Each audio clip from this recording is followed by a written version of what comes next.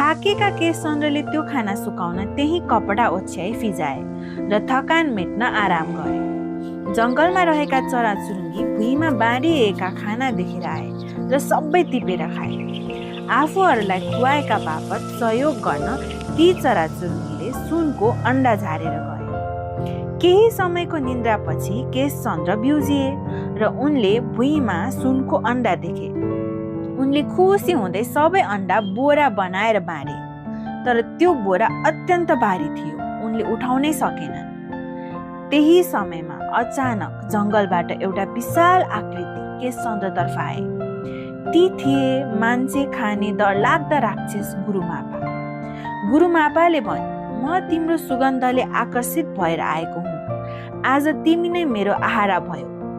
डराएका केशचन्द्रले भने हतारिँदै मामा भनी सम्बोधन गरिहाले र भने, मलाई नखानुहोस्, बरु मलाई यो भारी बोक्न मद्दत गरी मसँग मेरो घर हिँड्नुहोस्, म तपाईँलाई मिठो मिठो खाना खुवाउँछु।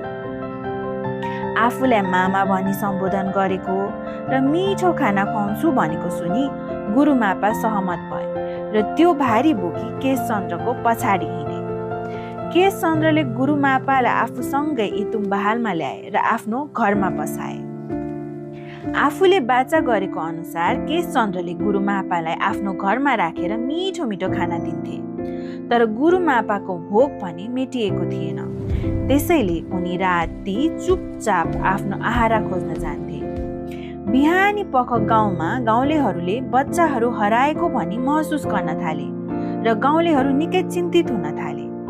आमा बुवाहरूले साँझ पर्न साथ आफ्ना बच्चाहरूलाई घरमा लुकाइहाल्थे। बिस्तारै गाउँलेहरूले रातमा गुरुमापा हिँड्ने र बच्चाहरूलाई आहारा बनाउने कुरा पत्ता लगाए।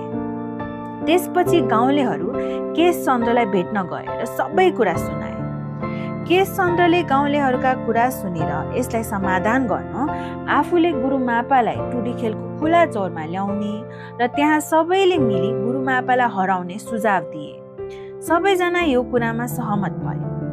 त्यसपछि केशचन्द्र घर गए र गुरुमापालाई भने, गुरुमापा, टुडी खेलको ठुलो रुखमा बस्नुहोस् है, म तपाईँको लागि धेरै भोजन लिएर आउँछु। यो सुनेर गुरुमापा खुसी हुँदै टुडी खेलतिर गए। टुडी खेलमा काठमाडौँका मानिसहरू एकजुट भए र तरवार, खुकुरी र लट्ठीले गुरुमापामाथि आक्रमण गरे। गुरुमापा शक्तिशाली थिए, त्यसैले उनलाई हराउन भने सकेनन्।